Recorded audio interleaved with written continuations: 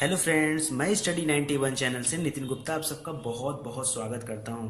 दोस्तों, पता है आज ये हड़प्पा का दूसरा पार्ट होगा या सिंधु घाटी सभ्यता का जो हम लोग पढ़े हुए हैं, पहला पार्ट पढ़े हुए हैं और ये उसका दूसरा पार्ट होगा।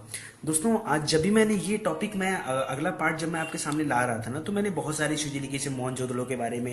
मैंने सोचा सबके बारे में अलग अलग से पर्टिकुलर बता दूं आपको डिटेल से, ताकि आपको चीज़ें समझ में आ जाए। ठीक है, तो मैंने बनाया, जैसे आप देख रहे हैं इधर मोहनजोदड़ो था, फिर आगे चल के देखिए मैंने बनाया चनूदड़ो के बारे में, लोथल के बारे में, ठीक है, बनावली के बारे में, धौलावीरा के बारे में, तमाम चीज़ें बनाए। तो दोस्तों, वो जो मैं नोट्स तैयार कर रहा था ना, तो उस तैयार करने के दौरान मुझे लगा कि यदि मैं लड़कों को डायरेक्ट ऐसे पढ़ा देता हूँ या आपको ऐसे डायरेक्ट बता देता हूँ, तो ऐसे तो यार किताबों में भी बातें दी हुई हैं, मोहनजोदड़ो के बारे में बहुत कुछ बातें लिखा हुआ है, चन्नूदड़ो के बारे में बहुत कुछ बातें लिखा हुआ है, तो रटना मेरे हिसाब से सही नहीं है। तो इसीलिए वीडियो को बनाने में एक दिन का गैपिंग हुआ बीच में, ठीक है ना। जो कल मैं वीडियो अपलोड नहीं कर पाया हड़प्पा का, मैं चाहता तो कल ही बना के अपलोड किया होता, लेकिन आज बना रहा हूँ, ठीक है।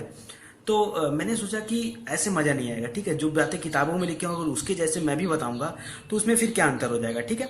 तो अंतर क्या रहेगा मेरे उन लोगों में, या और भी जो लोग वीडियो बना के डाले हुए उनमें क्या अंतर रहेगा। तो यहाँ मैंने सोचा ना कि मैं आज आप लोगों को हड़प्पा का जो पार्ट पढ़ाने वाला हूँ ना, इससे आपका कॉन्फिडेंस इतना अच्छा हो जाएगा, इतना अच्छा हो जाएगा कि अगर आपसे कोई व्यक्ति बोले कि आप 2-4-5 घंटा हड़प्पा के बारे में बोल दो, तो 2-4-5 घंटा आप बोलने के लिए तैयार रहोगे, ठीक है। 500 वर्ड में लिख दो हड़प्पा के बारे में, 1000 वर्ड, अरे यार तुम बोलो तुम 10,000 वर्ड में लिख दोगे हड़प्पा के बारे में। आज मैं आपका वो कॉन्सेप्ट डेवलप करने वाला हूँ। तो प्लीज दोस्तों, इस वीडियो को पूरा देखिएगा। इस वीडियो को देखने के बाद आपका कॉन्फिडेंस लेवल इतना हाई हो जाएगा ना कि ये जो टफ चैप्टर है ना, इसको पढ़ने का वो मजा आएगा, वो मजा आएगा जो शायद ही इतिहास के किसी चैप्टर में आया हो अभी तक का जो पिछला वीडियो अपलोड हुआ है। तो बहुत मजेदार ये टॉपिक मैंने बनाया हुआ है और इसको बनाने में बहुत टाइम लगा दोस्तों। पहली बात तो ये सोचने में कि ऐसा मैं कौन सा पैटर्न बनाऊं कि सारी की सारी आपकी जो बातें हैं ना, वो आपके दिमाग में कॉपी पेस्ट हो जाए, यहां से एकदम डायरेक्ट पेस्ट हो जाए। और इसके अलावा जो मैं इन चीज़ों में नहीं लिखा हूं उसके बारे में भी आप कैसे सोच सकते हो, ठीक है। तो चलिए आइए बातें करते हैं। ये हड़प्पा का दूसरा पार्ट होगा और अपनी बातें शुरू करते हैं दोस्तों, जो आज का हमारा समय है। अच्छा, एक बात बताइए आप सिंपल से, अगर मैं आपसे कहूं कि हमारा जो आज का समाज है, उन समाज की स्थिति के बारे में बताइए, तो कई लोग परेशान हो जाते हैं, समाज की स्थिति कैसे बताएं। अरे यार कैसे क्या, अपना रहन सहन बताइए, आप क्या पहनते हो, आप क्या खाते हो, पहनने में कौन सा कपड़ा पहनते हो, कौन सा आभूषण पहनते हो, कौन सा तेल, कंघी, शीशा, ये सारी चीज़ें। इसके अलावा जब आप दुकान करने जाते हो तो क्या व्यापार वगैरह कैसे है, आपके जीवन निर्वाह की कंडीशन क्या है। तो जो आज का समय है ना, हम उसी से कंपेयर करेंगे हड़प्पा को। तो आप अपने आज को, जितना आज है, आपके नहाने से लेकर के, आपके बाथरूम से लेकर के, पूरी की पूरी आपकी जो दिन की दिनचर्या होती है, कहीं घूमने जाना, गाड़ी से घूमने जाना, पैदल घूमने जाना, ठीक है, चाहे जैसी भी आपकी पूरे दिन की जो भी दिनचर्या होती है, उन सारी चीज़ों की तुलना हम करेंगे हड़प्पा से। और यही हमारा दिमाग का क्या करेगा, डेवलप कर देगा हड़प्पा के बारे में सोचने को लेकर के। कुछ चीज़ें जो एक्स्ट्रा होंगी मैं आपको बता दूंगा। जैसे सबसे पहली बात मैं शुरू करना चाहता हूं दास प्रथा से, ठीक है। दास प्रथा माने दोस्तों क्या होता है, देखिए, क्या आज दास प्रथा नहीं है? हाँ, आज दास प्रथा नाम नहीं है, लेकिन आज भी दास प्रथा जैसी चीजें कुछ जगहों पे देखने को मिलती है। दास प्रथा माने होता है दोस्तों अपने यहाँ नौकर चाकर रखना। आज हम क्या करते हैं, नौकर चाकर को अपने यहाँ सर्वेंट को रख करके उनको पगार देते हैं, उसके एवज में वो काम करते हैं। पुराने जमाने में दास प्रथा क्या होता था, दास मतलब नौकर ना परमानेंटली खरीद लिए जाते थे, वन डाउन पेमेंट। तब वन डाउन पेमेंट किया जाता था, अभी क्या है, मंथली पेमेंट करते हैं। बोलो क्या अंतर है, चीजें समझिएगा। आज नौकर को आप खरीद नहीं सकते, मतलब एक नौकर अपने जीवन में बिकाऊ नहीं है। हाँ, वो आपके यहाँ काम करेगा, 10,000 20,000 का पगार लेगा महीने का, 10-5 जो भी ले, तो वो आपके यहाँ जीवन भर काम करेगा, हर महीने उसको सैलरी दीजिए। लेकिन अगर आप उससे कहिए कि मैं 5,000 का गुड़ा करता हूँ, तुम्हारे पूरे जीवन की सैलरी से इतना पैसा ले लो और तुम आ जाओ मेरे यहाँ पूरे जीवन दास बन करके, वो आने को तैयार नहीं होगा। तो आज भी दास प्रथा है, लेकिन उसको हम अलग नाम से जानते हैं, ठीक है। तो बस यही चीजें होंगी दोस्तों, हमारा जो नजरिया होगा ना, ये थोड़ा सा अलग होगा आज को और उस टाइम को लेकर के। तो उस जमाने में दोस्तों दास प्रथा था, इसका प्रमाण मिला है, ठीक है। तो आपसे पूछे कि सिंधु घाटी सभ्यता में दास प्रथा के प्रमाण मिले हैं क्या, तो बोलो हाँ, दास प्रथा के प्रमाण वहां से प्राप्त हुए हैं सिंधु घाटी सभ्यता से। क्या आज भी दास प्रथा है क्या? हाँ, आज दास प्रथा है, लेकिन आज हम दास प्रथा का नाम नहीं देते हैं। आज उन्हीं नौकरों को हम क्या करते हैं, मंथली पेमेंट करते हैं, ठीक है, और उसके एवज में वो काम करते हैं, ठीक है। आइए दूसरी बात करते हैं दोस्तों, मातृ प्रधान समाज के बारे में। अगर हम आज के बारे में बात करें तो क्या ये मातृ प्रधान समाज है या पितृ प्रधान समाज है? मातृ प्रधान समाज माने क्या होता है? समाज में माताओं बहनों की स्थिति सर्वोत्तम होगी, सबसे उत्कृष्ट होगी, उनको ज्यादा महत्व दिया जाएगा। पितृ समाज में क्या होता है कि पूरा का पूरा कंट्रोल जो परिवार का होता है वो पिता के हाथ में होता है, मातृ वाले में माता के हाथ में होता है। तो आज हम ये डिक्लेयर नहीं कर सकते हैं कि हमारा जो भारत का समाज है ये पितृ समाज है या मातृ समाज है। क्यों? बहुत लोगों के घर में उनकी मम्मी सारी चीजें हैंडल करती होंगी, बहुत लोगों के घर में उनके पापा हैंडल करते होंगे, ठीक है। तो ऐसे कंडीशन में हम ये डिसाइड अभी नहीं कर सकते कि मातृ समाज है कि पितृ समाज है। लेकिन अगर हम बात हड़प्पा की करें तो वहां पे मातृ प्रधान समाज था, ठीक है।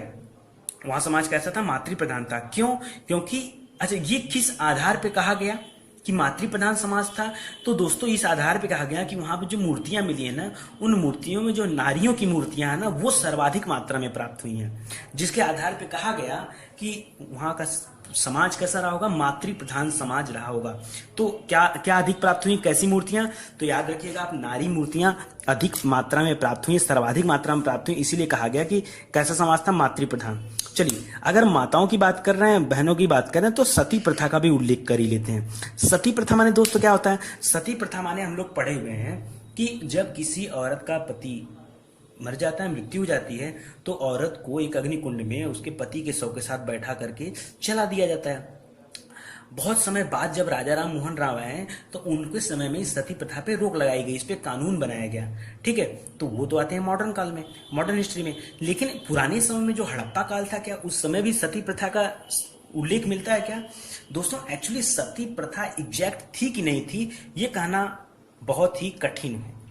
लेकिन कुछ इतिहासकारों ने किसी चीज की मद से, जैसे आप यही बताओ, क्या मातृ प्रधान था क्या? देखिए ये कॉन्सेप्चुअल चैप्टर है भाई, ठीक है। तो ये एकदम बेस से आपको मैं यहाँ सारी चीजें बता रहा हूं ताकि आपको रटना ना पड़े। क्या मातृ प्रधान समाज था, इसका कोई फुल प्रूफ प्रमाण है? नहीं। इतिहासकार किस आधार पर कर रहे हैं? इन नारी मूर्तियों के आधार पर हमने बताया कि समाज कैसा था? मातृ प्रधान। तो जो सती प्रथा है उसका कोई लिखित प्रमाण नहीं, ठीक है, उसका कोई ऐसा उल्लेख नहीं जिसपे हम पूरा भरोसा करें। लेकिन हमारा एक आधार है। हमारा आधार क्या है दोस्तों? युगल समाधान। हमारा आधार है युगल समाधान। हम कई बार हिस्ट्री में पढ़ते हैं युगल समाधान के बारे में, लेकिन हम जानना नहीं चाहते युगल समाधान होता क्या है। देखिए युगल माने क्या होता है? कपल। युगल को इंग्लिश में क्या बोलेंगे? कपल। कपल माने पति और पत्नी, हस्बैंड वाइफ, या फिर आप बात करिए कि प्रेमी प्रेमिका, कुछ भी बात करिए, वो कपल है। तो उनका अगर युगल समाधान है, इसका मतलब क्या है? यार आज के जमाने में क्या कोई ऐसा युगल है कि कोई लड़की मर जाए तो तुरंत उसका पति भी मर जाएगा, या कोई पति मर जाए उसका पत्नी मर जाएगी? संभव है ऐसा? क्या लड़की लड़का एक साथ देहांत हो सकता है? नहीं हो सकता है, ठीक है। नॉर्मली नहीं सकता, ऐसा नहीं कि दोनों जहर खा के मर गए, ठीक है। तो वो बात की हैं, ठीक है। तो ऐसा नहीं हो सकता।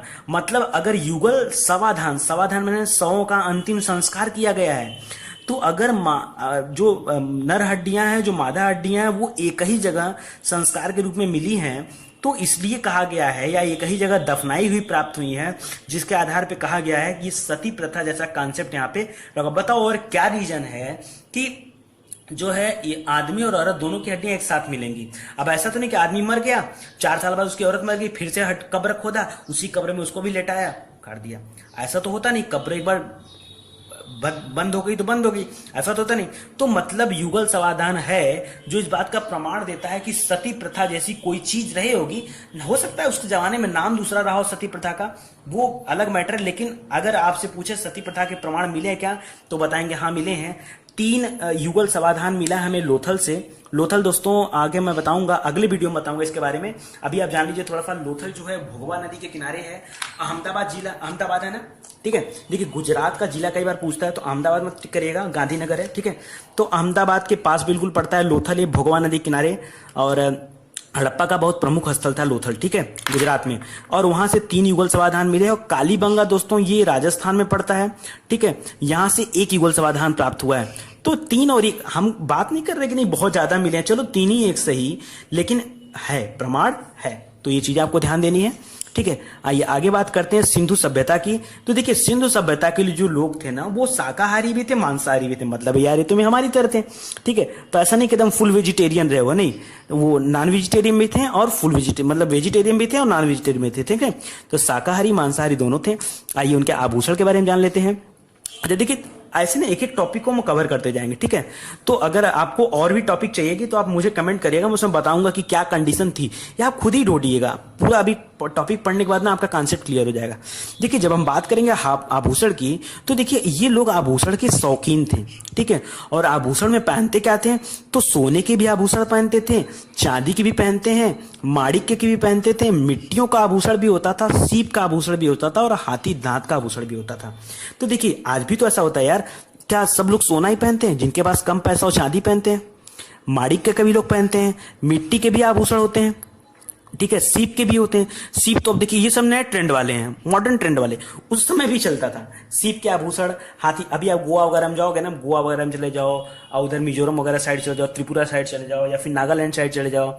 ठीक है, या फिर आप उधर नीचे तमिलनाडु साइड भी जाओगे तो आपको हाथी दांत के आभूषण देखने को मिल जाएंगे ज्यादातर। तो आभूषण के शौकीन हो गए, सिंपल सी बात है। तो सोना चांदी माणिक्य मिट्टी सीप हाथी दांत ये सब के आभूषण के शौकीन थे।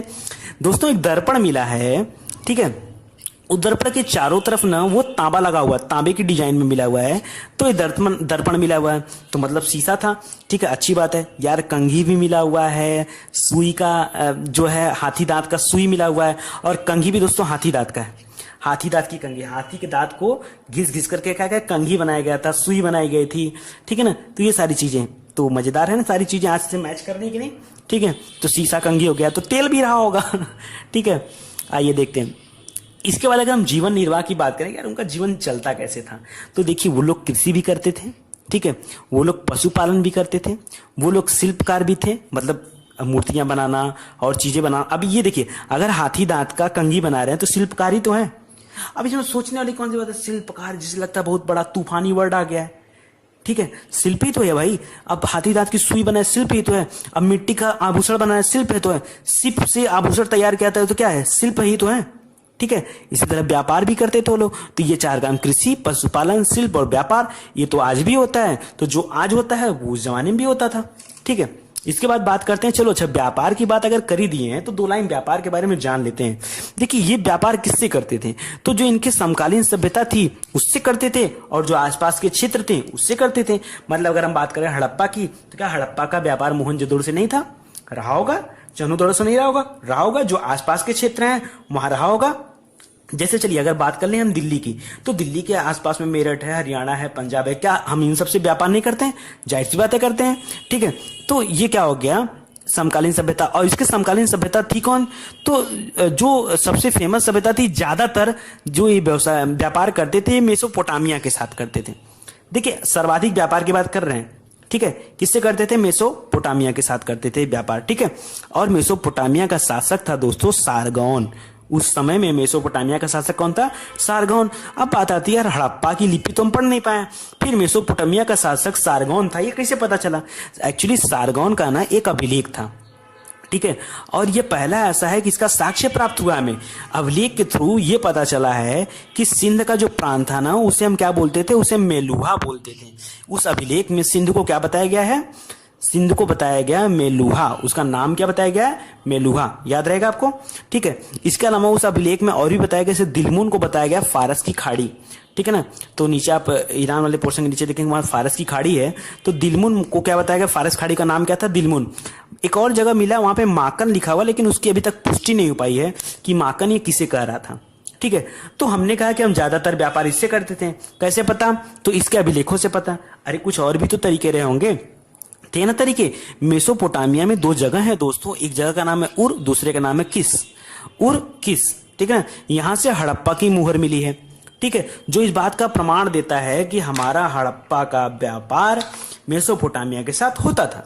तभी तो भैया यहाँ का, अच्छा बताओ हड़प्पा की मोहर मेसोपोटामिया में क्यों मिलेगी? यानी अगर मिली है तो जाहिर बात है, अब जैसे भारतीय रुपया अगर आपको श्रीलंका में मिले, इसका मतलब क्या है कि भारत का व्यापार श्रीलंका के साथ होता है। अगर भारत का रुपया आपको अफ्रीका में मिले तो इसका मतलब भारत का व्यापार अफ्रीका से मिलता है, होता है, तभी तो पैसा मिलेगा यहाँ का, नहीं तो क्यों मिलेगा? तो ये चीजें थी। तो उस जमाने में दोस्तों आयात और निर्यात भी होते थे। आयात निर्यात भी होते थे। कैसे? देखिए, अगर हम बात करें निर्यात की, तो निर्यात माने होता है एक्सपोर्ट करना, ठीक है ना। हम एक्सपोर्ट करते थे, हमारे यहाँ सबसे ज्यादा बनता था सूती वस्त्र, ठीक है, और इसका उद्योग भी था हमारे यहाँ, ठीक है। और हाथी दांत की जो वस्तुएं होती थी, तो हम बचपन से तेज थे, तो हम इसका एक्सपोर्ट करते थे, इंपोर्ट करते थे, कुछ चीजें मंगाते थे। जैसे खेतरी, खेतरी एक जगह है दोस्तों राजस्थान में, वहां से हम लोग तांबा मंगाते थे। सिंधु घाटी, जो सिंधु सभ्यता के लोग थे, जो हड़प्पाई लोग थे, वो खेतरी जो राजस्थान में पड़ता, वहां से तांबा मंगाते थे। कोलार की खान दोस्तों आज भी है कर्नाटक में, वहां से सोना मंगाते थे। बदस्खा एक जगह है, बदस्खा एक जगह है अफगानिस्तान में, वहां से चांदी, टीन और लाजवर्दी भी एक धातु होता है दोस्तों। ये तीनों पदार्थ कहाँ मंगाते थे? तो बदस्खा से, अफगानिस्तान से, ठीक है। तो याद रखिएगा आप, सबका नाम सब इंपॉर्टेंट है। तो आयात निर्यात भी हमने देख लिया, मतलब कुल मिला के व्यापार हमारा होता था। चलिए, इसी के साथ अगर हम कृषि की बात कर लेते, अभी मैंने बोला था वो लोग कृषि भी करते थे। तो अगर हम बात करते हैं कृषि की, तो हड़प्पा के लोगों को कुल 9 फसलों का ज्ञान प्राप्त था। वो 9 फसलों के बारे में जानते थे, जिनका वो क्या करते थे? कृषि करते थे। पहला, गेहूं, जौ, कपास, खजूर, तरबूज, वाह गजब, वाटरमेलन, तरबूज भी खाते थे, ठीक है। राई, सरसों, ये सरसों मिल गया मतलब क्या? थोड़ा सरसों सर में तेल लगाने का, और थोड़ा सरसों में खाना बनाने का, ठीक है। सरसों का तेल, सरसों मिला तेल भी, और तिल का भी तेल है, तो हो तो गया। तो मतलब पक्का सब्जी उब्जी बना खाते थे, ठीक है। तो गेहूं, जौ, कपास, खजूर, तरबूज, ये सब थे। तो चलो 9 फसल ही सही, इतना समय की पुराने की बात है, ठीक है। तो इसके भी प्रमाण मिले, जैसे लोथल से, लोथल वही वाला जगह, ठीक है, गुजरात वाला, भगवा नदी किनारे। तो बार बार ऐसे आप सुनते रहेंगे ना, तो याद हो जाएगा। जब हम लोथल के बारे में बताएंगे तो ऑलरेडी चीजें याद रहेंगी।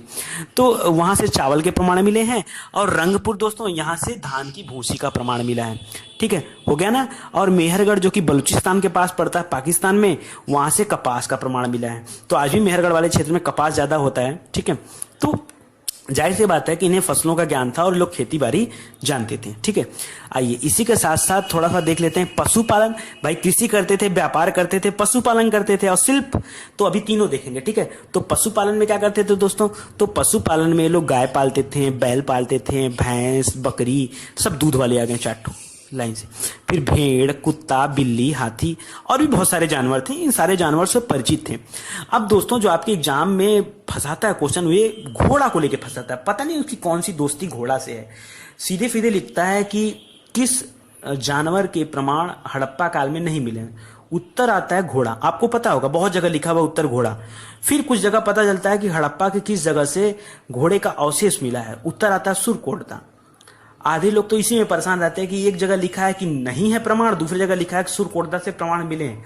हकीकत क्या है? हकीकत दोस्तों ये है कि जब पुराने समय में, आप देखेंगे जो पुराना वाला क्वेश्चन था ना, पुराने समय में जब सुरकोटदा नामक स्थान की खोज नहीं हुई थी, घोड़े की हड्डियां नहीं मिली थी, तब एक क्वेश्चन मिला था, बना था कि किसका प्रमाण नहीं मिला है, तो उत्तर बन गया था घोड़ा। तो एग्जामिनर क्या करते हैं ना, क्वेश्चन रिपीट मारने के चक्कर में, तो उनको बुद्धि इतना नहीं है कि अरे यार अपडेट हो जाओ, पहले नहीं मिला था अब मिल गया है। अपडेट किया नहीं, उसी क्वेश्चन को रिपीट कर दिया, किसके प्रमाण नहीं मिले, और अगला क्वेश्चन बन गया कहां से प्रमाण मिले हैं। तो आप ध्यान दीजिएगा कि जो प्रमाण नहीं मिला था वो पुराने समय की बात थी। अभी घोड़े का प्रमाण मिल गया है। और कहां से मिला है? तो घोड़े की अस्थियां मिली हैं सुरकोटदा से। और सुरकोटदा दोस्तों पड़ता है गुजरात में। तो सुर माने होता है घोड़ा, सुर माने घोड़ा, तो सुरकोटदा से घोड़ा, घोड़े की अस्थियां। और इसके अलावा घोड़े के दांत मिले दोस्तों रानागुंडई से, ये पाकिस्तान में पड़ता है रानागुंडई। तो वहां से घोड़े के दांत के अवशेष मिले। हालांकि एक चीज आप और याद रखना कि मोहनजोदड़ो का जो ऊपरी परत था, ऊपरी हिस्सा, वहां से भी इसके प्रमाण मिले हैं। मोहनजोदड़ो से भी इसके प्रमाण मिले हैं, ठीक है। तो मोहनजोदड़ो से भी घोड़े का प्रमाण मिला है। मोहनजोदड़ो के ऊपरी हिस्से से, याद रखिएगा, वहां से इसके प्रमाण मिले, तो घोड़े की प्रमाण हो गए। हालांकि जो सबसे प्रिय पशु है ना, वो कुबड़ वाला सांड था। तो आप लोगों ने मोहनजोदड़ो मूवी देखा होगा, उसमें देखो कुबड़ वाला सांड का कितना महत्व था, और एक श्रृंगी बैल का, दो चीज बहुत फेमस थे। तो कुबड़ वाला सांड, तो अभी हम लोग कुबड़ वाले सांड को, बहुत फेमस आज भी ये नंदी बोले जाते हैं, कुबड़ वाले सांड नंदी, ठीक है। तो कुबड़ वाले सांड सबसे प्रिय पशु थे। हालांकि 2-3 पशु ऐसे हैं जिनका मुद्रा पर उल्लेख नहीं था, मतलब मुद्रा में उनका फोटो नहीं बनाया गया, जैसे ऊंट, जैसे घोड़ा, जैसे गाय। अब देखिए गाय इतनी इंपॉर्टेंट है, गाय घोड़ा तो बहुत इंपॉर्टेंट है, ऊंट भी समझ लीजिए ठीक ठाक है।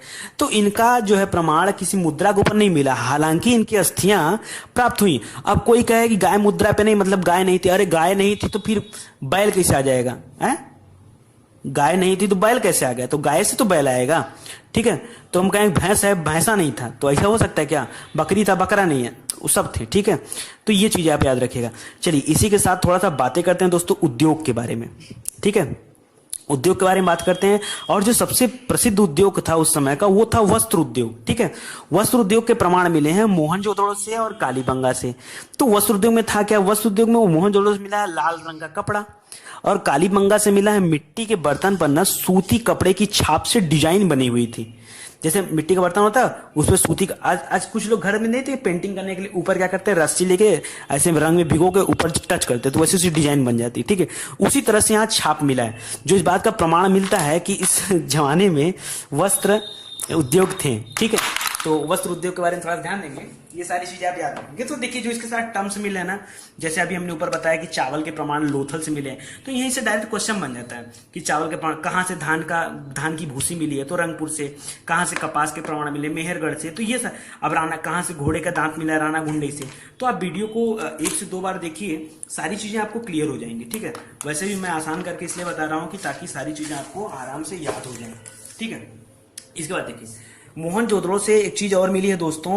अब देखिए, अब कहेंगे कि कपड़े का खाली मोहनजोदड़ो से लाल कपड़ा मिल गया तो ये प्रमाण थोड़े होता है कि जो है वस्त्र उद्योग था, और एक जगह से जो है छाप मिल गया मटकी के ऊपर तो मान लेंगे वस्त्र उद्योग था।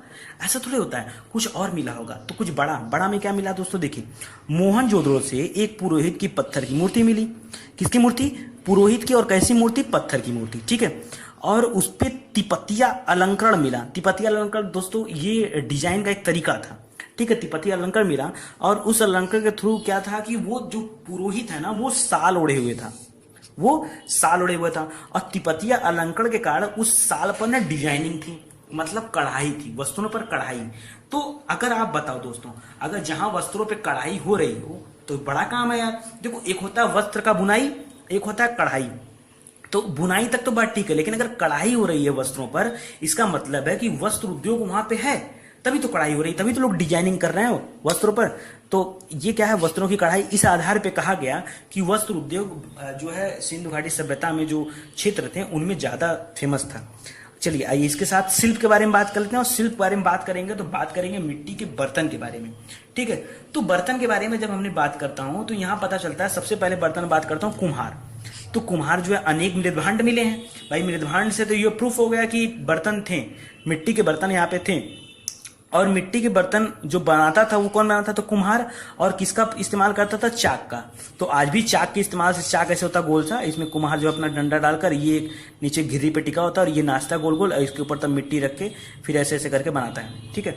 तो तभी चाक का प्रयोग होता था, अभी चाक का प्रयोग हुआ। और ईंट भट्टों का भी प्रमाण मिला है। तो अब ईंट भट्ठा लेके आप मत टेंशन लीजिए, मैंने आपको पिछले वीडियो में बनाया था कि पक्की ईंटों का प्रयोग ये लोग करते थे हड़प्पा वाले। तो पक्की ईंटों का प्रयोग करते थे, मतलब ईंटा को पकाया जाता था। और ईंटा पकता कहाँ पे, हमारे घर पे कि आपके घर पे? अरे ईंटा तो भट्ठे में पकेगा ना, तो जाहिर बात है ईंट भट्टों का प्रमाण मिला है, ठीक है। आइए इसके साथ थोड़ा सा बात करते हैं मापन की। मापन मतलब कि कैसे चीजों को मापते होंगे, मेजरमेंट करने का इनका तरीका क्या था दोस्तों। ये फुट भी जानते थे, ये क्यूबिक भी जानते हैं। अरे इतने जानकार थे हड़प्पा वाले, ये फुट भी जानते थे, क्यूबिक भी जानते थे। यहां तक कि इनका जो बाट होता था ना, ये घनाकार मॉडल में होता है। लूडो खेलते छक्का मिलता, वैसे घनाकार, घन के आकार का होता था, तो घनाकार मॉडल का होता था। ये बाट के लिए ना 2 टाइप की चीजें यूज करते थे। एक निचले स्तर पर बाट का इस्तेमाल करते थे, एक ऊपरी स्तर पर बाट का इस्तेमाल करते थे। जो निचले स्तर पर बाट का इस्तेमाल करते थे उसको द्विभाजन प्रणाली बोलते थे, बाइनरी सिस्टम। और जो ऊपरी स्तर पर प्रयोग करते थे उसको दशमलव प्रणाली बोलते थे, ठीक है ना। तो डेसिमल, अब आपसे पूछे कि दशमलव प्रणाली पर बाट का आविष्कार कहां से देखने को मिलता है, उत्तर क्या है, हड़प्पा से। द्विभाजन प्रणाली, बाइनरी सिस्टम पे काम करने का तरीका कहां से मिलता है, हड़प्पा से। ईंट भट्टों का प्रयोग कहां से मिलता है, हड़प्पा से। ये सब क्या है, हड़प्पा काल की चीजें हैं। हड़प्पा मतलब हड़प्पा काल के बारे में बता रहा हूं दोस्तों। ये अभी आपको जितना मैं अलग से बताता जाऊंगा वो याद करिए आप, बाकी में ऐसा नहीं कि पूरा हड़प्पा मार दीजिएगा। हड़प्पा में वही चीजें रहेंगी जो मैं आगे बताऊंगा, जिनको मैं स्पेशली इंडिकेट कर रहा हूं, आपको वो याद रखना है। चलिए इसके साथ बात कर लेता हूं हथियार की दोस्तों, कि ये लोग क्या हथियार रखते थे। आज तो AK-47 है, पिस्टल है, रामपुरिया चक्कू है। उस जमाने में क्या थे, उस जमाने में जो कुल्हाड़ी थी, गला काट देंगे। आरा था, पेड़ काट देंगे। खुरपा, खुरपी, छुरा, छुरी, बर्छा, बर्छा जानते हैं ना, छेद करने के लिए होता है, ठीक है। ये सारे उनके औजार थे। तो यार ठीक ठाक औजार है भाई, पिस्टल उस्टल तो नहीं था, काम ही नहीं था, बाकी औजार तो ठीक ठाक है, मतलब जो भी औजार। अच्छा देखिए ये कुल्हाड़ी वुल्हाड़ी देखिए लोहे का इस्तेमाल ही नहीं करते थे हड़प्पा वाले, खाली तामा कांसा, तामा कांसा, तामा टीन कांसा, बस 3 चीज मिला के जो मन का वो बना दिया। ठीक है, आइए मूर्तियों के बारे में बात करते हो दोस्तों। तो जो मूर्तियां होती थी वो 3 तरीके से बनती थी, एक धातु की मूर्ति, एक मिट्टी की मूर्ति, एक पत्थर की मूर्ति। अच्छा आज कैसे बनती है, या तो धातु की होती है मतलब तांबा पीतल सोना चांदी, या तो मिट्टी की होती है, भाई दुर्गा पूजा वगैरह बनता है तो दुर्गा जी किससे बनती है, मिट्टी की, या तो पत्थर की होती है जो आम मंदिरों में रखा होता है। तो आज भी धातु मिट्टी पत्थर है, तब भी धातु मिट्टी पत्थर। तो रटना क्या है, अब देखिए रटना यह है कि जो धातु की मूर्ति बनती थी ना मेटल वाली, वो लुप्त मोम विधि से बनती थी, लॉस्ट वैक्स। ठीक है ना, लुप्त मोम विधि से। तो कभी कभी पूछ देता है एग्जाम में, अच्छा पीसेस वगैरह में पूछेगा, आईएएस वगैरह में पूछेगा, छोटे एग्जाम में नहीं पूछेगा, लेकिन आप भी जानते रहो यार, सभी के लिए जानते रहो। ठीक है, ये मैंने स्पेशली किसी के लिए नहीं बता रहा हूँ। तो लुप्त मोम विधि से बनती थी। हालांकि जो मिट्टी वाली मूर्तियां बनती थी वो जो है मानव ठोस, देखिए जो मानव की मूर्तियां होती थी वो ठोस बनती थी। अब जैसे अभी आप बताइएगा, कुछ रटना नहीं दोस्तों। अभी जैसे दुर्गा पूजा आने वाला है, नवरात्रि, तो नवरात्रि में जो दुर्गा जी की मूर्ति होती है क्या वो ठोस नहीं होती है, क्या वो अंदर से खोखली होती है, ठोस होती है ना। चलो अगर हम बात करते हैं पशु पक्षियों की, रोड के किनारे ना जो सुग्गा नहीं मिलता था, तोता, बचपन में लोग खरीद के लाते थे तोता, ठीक है, तोते का जोड़ा, तो उसके अंदर कभी पलट के देखते थे अंदर खाली खोखला है। ठीक है ना, तो जो पशु पक्षियों की मूर्तियां होती थी खोखली होती थी, और जो मानव वाली मूर्तियां होती थी वो ठोस होती थी। तो अभी आपको याद रहेगा ना मूर्तियां कैसी होती थी, मिट्टी वाली बात कर रहे हैं। ठीक है, ये चीजें। अब बाकी पत्थर की मूर्ति, तो पत्थर तो अंदर से खोखला करोगे नहीं, पत्थर तो पत्थर है। अब पत्थर को तो काट छांट के बनाया जाएगा, तो पत्थर को काट छांट के बनाओ, उसमें इतना दिमाग लगाने की क्या जरूरत है। अब देखिए कुछ चीजें हैं जो यहाँ इंपॉर्टेंट है, वो ये हैं कि एक जगह था दोस्तों चन्नू दड़ो। ठीक है, चन्नू दड़ो से मिला है इक्का गाड़ी। क्या मिला है, इक्का गाड़ी। इक्का जानते हो ना, इक्का जो बैल वाला इक्का होता है, इक्का गाड़ी मिला है। कांसे की बैलगाड़ी मिली है। तो ये आपसे डायरेक्ट यहां से पुट करता है कांसे की बैलगाड़ी कहां से प्राप्त हुई है, तो चन्नू दड़ो से इक्का गाड़ी या कांसे की बैलगाड़ी। दोस्तों मैं आपको बता दूं थोड़ा सा आगे, जब मैं चन्नू दड़ो के बारे में बताऊंगा तो, और ये तीसरा पार्ट में बताऊंगा। तो चन्नू दड़ो में क्या था दोस्तों, चन्नू दड़ो से ना बहुत अजीब अजीब चीजें प्राप्त हुई हैं, जैसे जितने मेकअप वाले सामान थे, शीशा, कंघी, लिपस्टिक, सिंदूर, ये सब कहाँ, सिंदूर दोस्तों एक और भी नौसारी जगह वहां से भी मिला है। हालांकि यहाँ से जितने मेकअप वाले सामान थे और जितने हेयर कटिंग सैलून थे वो कहाँ पे थे, चन्नू दड़ो में। तो गजब था यार, मोहनजोदड़ो का भाई चन्नू दड़ो। मोहनजोदड़ो नदी के एक पार था और ये दो है दूसरे पार था। ठीक है ना, तो एकदम एक दूसरे का अपोजिट में थे चन्नू दड़ो। ठीक है ना, वही सिंधु नदी किनारे है। ठीक है, चन्नू दड़ो तो ये था। और यहाँ से सारे लिपिस्ट जितने भी है ना, ब्यूटी पार्लर और क्या आपके जो मेंस पार्लर होते हैं, इन दोनों के सारे सामान कहाँ से मिले, यहाँ से। एक चीज मैं और पहले वाले पार्ट में आप लोगों को बताया था कि चन्नू दड़ो को जो है इसका दुर्गीकरण नहीं किया गया है। चारों तरफ हर जैसे सबके यहाँ दुर्गीकरण होता था ना, पूर्वी हिस्सा पश्चिमी हिस्सा का, इसका दुर्गीकरण नहीं हुआ। अब मैंने आपको बताया था क्यों नहीं हुआ है, क्योंकि यहाँ से सभी जातियों के लोग आएंगे तो दुर्गीकरण की कोई जरूरत नहीं है। ठीक है, तो ये याद करने का तरीका था, तो याद रखिएगा आप इस चीजों को। इसके अलावा दोस्तों दैमाबाद जगह है, ये महाराष्ट्र के पास पड़ता है, औरंगाबाद के पास एकदम।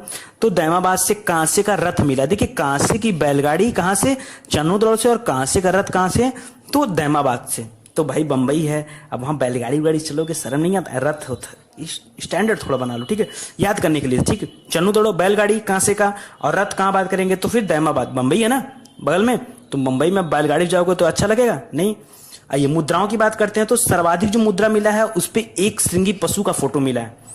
एक श्रृंगी पशु का फोटो मतलब कि उसकी डिजाइन मिली है, एक श्रृंगी पशु जिसके एक श्रृंगी मतलब एक मुंह पे एक सिंग होता था। ठीक है, और मोहनजोदड़ो में जो मुहर प्राप्त हुई ना उस पे अधिकतर पशुपति शिव की। देखिए अगर मुद्रा की बात करेंगे तो एक श्रृंगी पशु, लेकिन अगर आपके एग्जाम में मुहर की बात कर रहा है तो मुहर पे पशुपति शिव। ये दो चीज याद रखेंगे और कंफ्यूज नहीं होंगे। मुद्रा पर एक श्रृंगी पशु और मुहर पर पशुपति शिव का जो है डिजाइन मिला है। ठीक है दोस्तों, आइए इसके अलावा दोस्तों अच्छी चीज बता दूं कि हड़प्पा वासी जो है शतरंज या चेस खेलते थे। ठीक है, तो गजब बात पता चला, दुनिया का सबसे पुराना खेल शतरंज कहां से, हड़प्पा से। चलिए धार्मिक जीवन के बारे में थोड़ा बात कर लेते हैं यार, बहुत हो गया इधर उधर सामाजिक स्थिति, थोड़ा सा धर्म के बारे में बात करते हैं। तो धर्म के बारे में जब बात करेंगे यहाँ पता चलता है कि ये उर्वरा देवी की पूजा करते थे। हड़प्पा से इसका प्रमाण भी मिला है। उर्वरा देवी मतलब एक देवी है, उसके पेट की नाभि से एक वृक्ष निकल रहा है, एक पौधा निकल रहा है, तो ये हो गया कि उर्वरता की देवी है। मतलब स्त्री के पेट से पौधा निकलने का साक्ष्य कहाँ से मिला है? हड़प्पा से मिला है, तो याद रखेंगे आप। इसके अलावा दोस्तों मातृसत्तात्मक राज था, तो मातृ देवी की पूजा भी होती थी, और वो कहाँ पे होती थी? मोहनजोदड़ो में। तो मोहनजोदड़ो मूवी में दिखाया भी गया इस चीज को, और मोहनजोदड़ो से पशुपति शिव भी मिले हैं, तो शिव जी की भी पूजा होती थी। इतना ही नहीं दोस्तों, कालीबंगा से लिंग पूजा के भी प्रमाण मिले हैं। देखिए मोहनजोदड़ो से पशुपति शिव का प्रमाण, और कालीबंगा जो राजस्थान वाला है ना, वहां से लिंग पूजा के भी प्रमाण मिले हैं। मतलब वहां लिंग पूजा भी होती थी, जैसे शिवलिंग।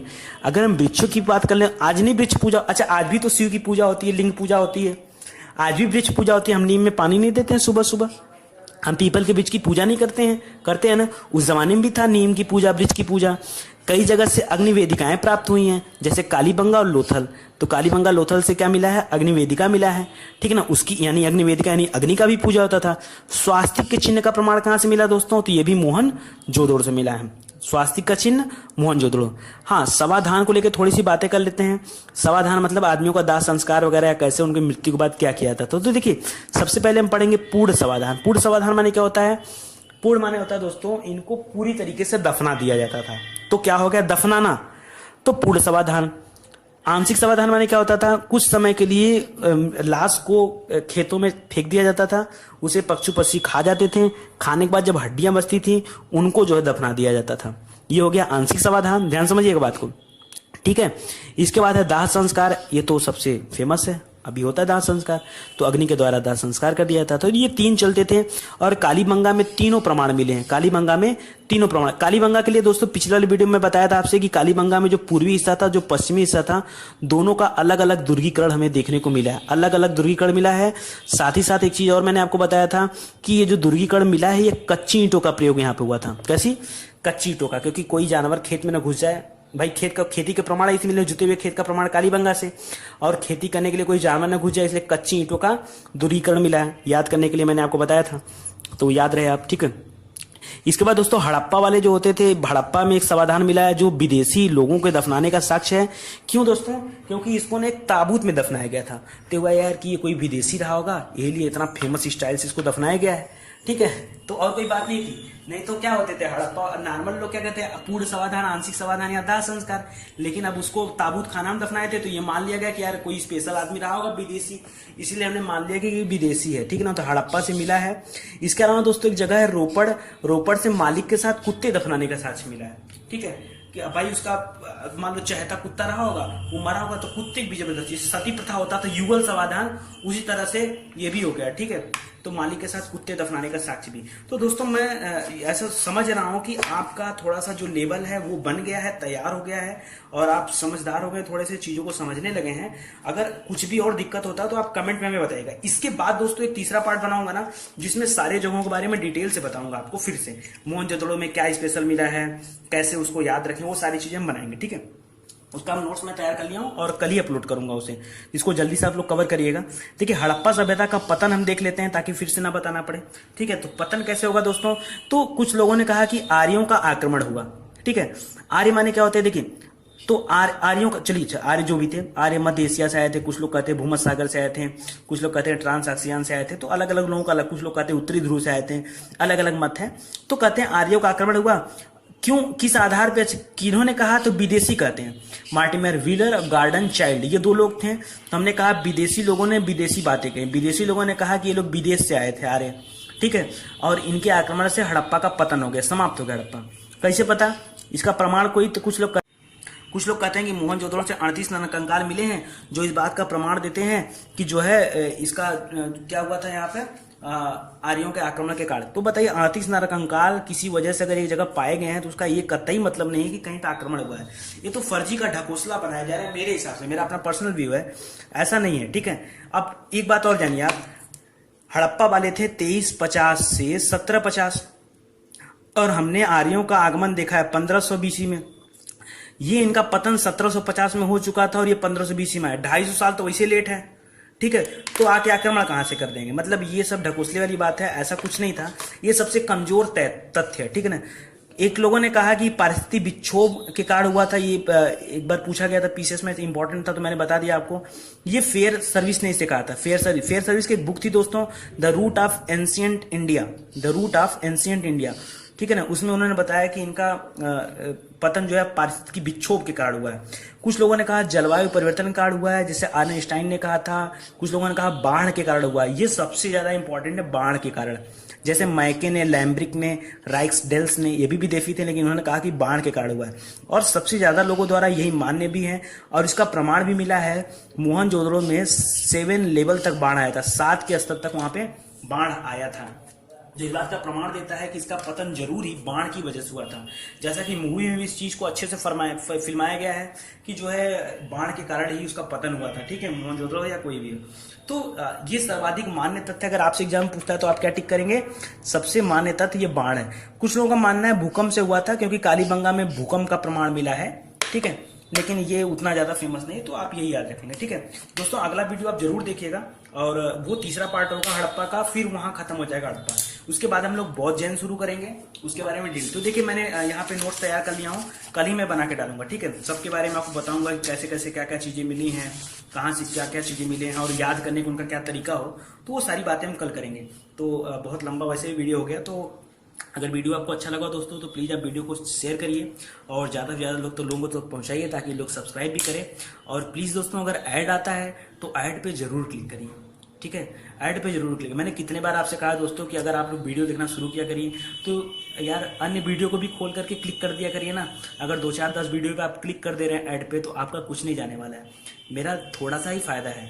अगर थोड़ा थोड़ा सहयोग आप सब लोग देंगे तो चैनल को मैं और बेहतर तरीके से चला सकता हूँ, ठीक है। जैसे कुछ और चीज़ें जो मैं नहीं दे पा रहा हूँ आपको, वो सारी चीज़ें भी मैं देने की कोशिश करूँगा। हालांकि मैं कोई प्रेस नहीं कर रहा हूँ आपको कि नहीं आप जो है यही करिए। ये सारी चीज़ें देखिए अंतरात्मा से होती है यार, ठीक है।